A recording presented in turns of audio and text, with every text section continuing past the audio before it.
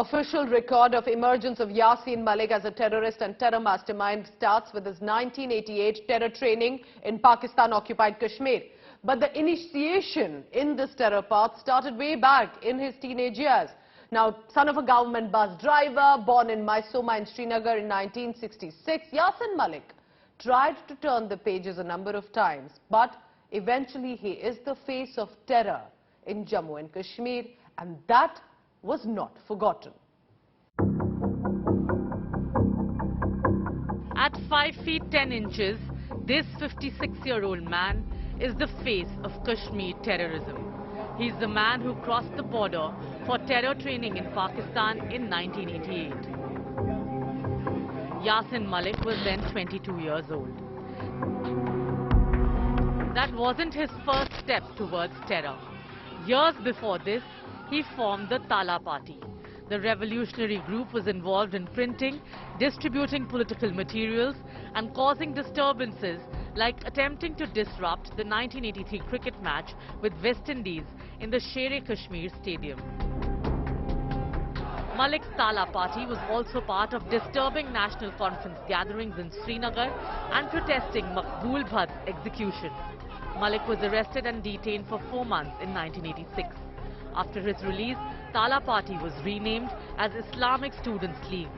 Yasin Malik became the General Secretary of ISL.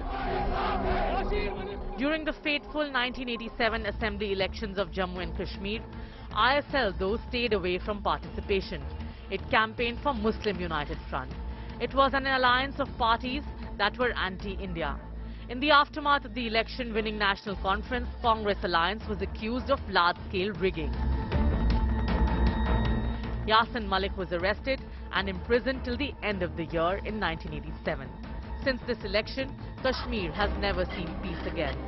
Terror robbed this land and its people of any chance to prosper in peace. The very next year, Yasin Malik crossed the border for terror training in POK and became the face of terrorist youth of Kashmir.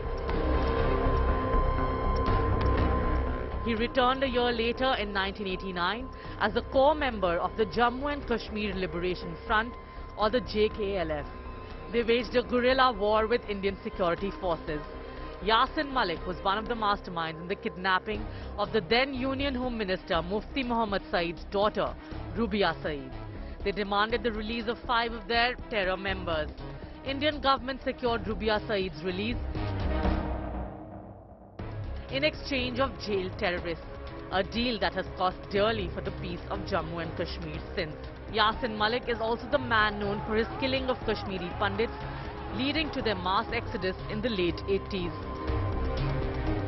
NIA investigation report claims that Yasin Malik has been involved in more than 65 criminal cases.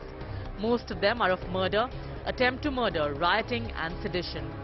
Yasin Malik was involved in the abduction of Rubia Saeed in 1989 and was also involved in the killing of 4 Indian Air Force personnel in the early part of the 1990s. Malik was captured in 1990 and imprisoned till 1994. After his release in May 1994, Yasin Malik declared an indefinite ceasefire of the JKLF and chose politics to strive forward. I will stick to the non-violent democratic movement. My job is to strengthen it more again and again, and I believe that non-violent revolution is more powerful than atomic bomb. 6 years after he chose the path of terrorism and unleashed a reign of terror in the valley, the son of a government bus driver decided to become a leader with a mission: to remain a sworn India hater. In subsequent years, he married a Pakistani painter, Mushal Hussain, and was seen at a protest rally in Islamabad in 2013 with Lashkar-e-Taiba chief Hafiz Muhammad Saeed, the man who carried out the heinous Mumbai terror attack in 2008. देखिए, हम दीवाने हैं, हम इंकलाब से पैदा हुए हैं। जो लोग इंकलाब से पैदा होते हैं वो दीवाने होते हैं और पागल लोगों को कोई डरा नहीं सकता है, लेकिन ये हैं वो खुश हैं कि मैं लोगों को डरा रहा हूं। Yasin Malik shunned the gun in public nearly 3 decades ago, but he continued to fire bullets through numerous terror attacks on Indian soil as the mastermind and kingpin of terror funding. Bureau Report, India Today.